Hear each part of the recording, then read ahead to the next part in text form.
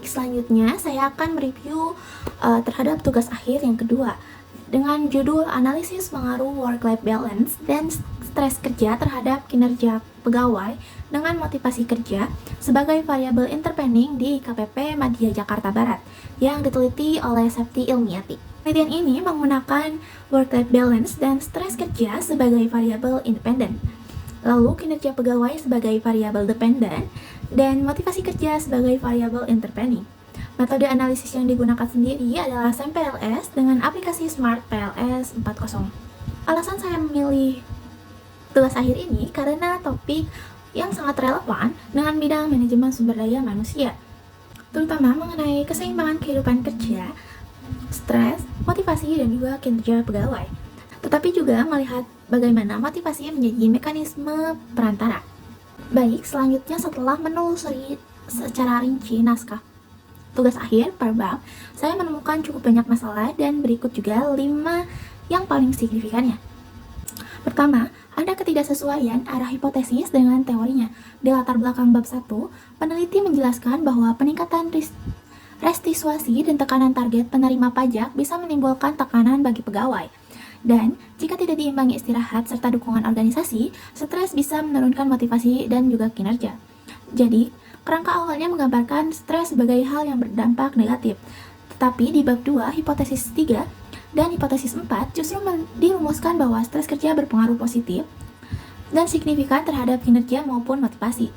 Dan benar saja, hasil pengujian di bab 4 menunjukkan koefisien jalur stres kerja terhadap motivasi sebesar 0,330 dengan T hitung sebesar 3,709 dengan p-value 0,00 signifikan positif. Masalahnya, peneliti sama sekali tidak menjelaskan dasar teoritis kenapa arah positif ini yang dipilih sejak awal.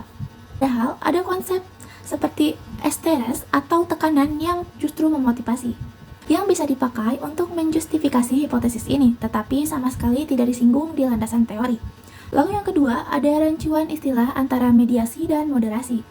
Di kerangka konseptual bab 2, motivasi kerja dijelaskan sebagai variabel interpending, memperkuat atau memperlemah hubungan antara variabel independen dengan kinerja. Istilah-istilah memperkuat atau memperlemah itu sebenarnya konsep moderasi, bukan mediasi atau interpending. Yang lebih menariknya, kesalahan istilah yang sama muncul lagi di kesimpulan bab 5, yang menuliskan bahwa motivasi kerja memperkuat pengaruh positif work-life balance dan stres kerja terhadap kinerja.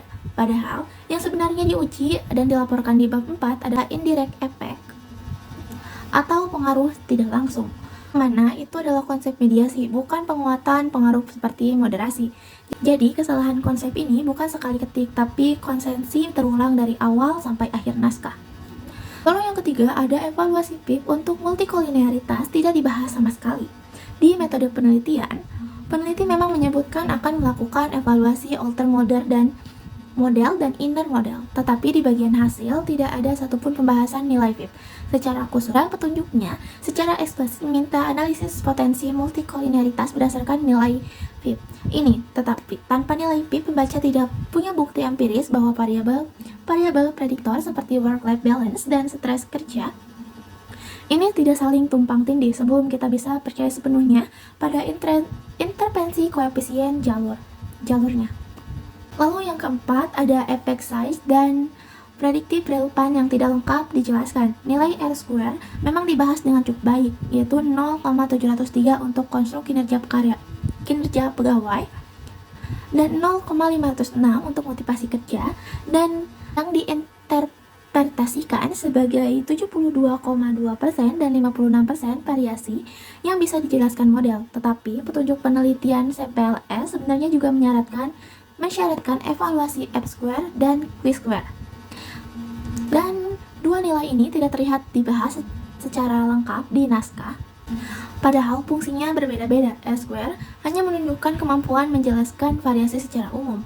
F-square menunjukkan seberapa besar kontribusi relatif tiap prediktor secara individual. Dan Q-square menunjukkan relevansi prediktif dari model itu sendiri. Tanpa ketiganya lengkap, evaluasi model strukturnya jadi belum menyeluruh. Lalu yang terakhir, yang kelima, ada kesalahan klasifikasi fungsi F atau nilai average variance extract atau F untuk sebuah konstruk sudah di atas 0,50. Misalnya, X1 sebesar 0,56 dan X2 sebesar 0,806, yang artinya sudah memenuhi kriteria, tapi di narasinya F dijelaskan sebagai bagian dari pengujian validitas diskriminan, padahal secara konsep F itu fungsinya untuk menilai validitas konvergen, bukan validitas diskriminan. Validitas diskriminan seharusnya dinilai lewat alat lain seperti HTMT, Fornell-Lachner Criterion, atau cross-loading, yang justru di naskah ini baru dipakai belakangan untuk HTMT saja. Kesimpulannya, dari sisi struktur data alur, penelitian ini sudah cukup solid.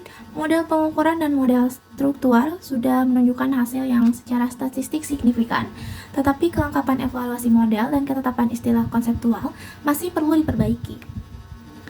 Dan untuk kesimpulan umum dan juga rekomendasinya, dari kedua tugas akhir ini saya menemukan benang merah yang menarik. Meski metodenya sama-sama muncul masalah kesenjangan antar hasil analisis statistik dan narasi interpretasinya.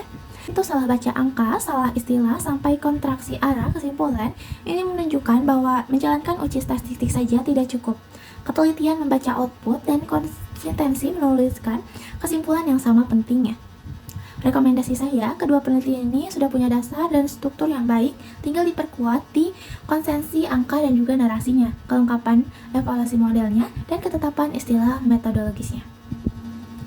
Demikian presentasi review dan kritik terhadap dua tugas akhir ini yang telah saya susun.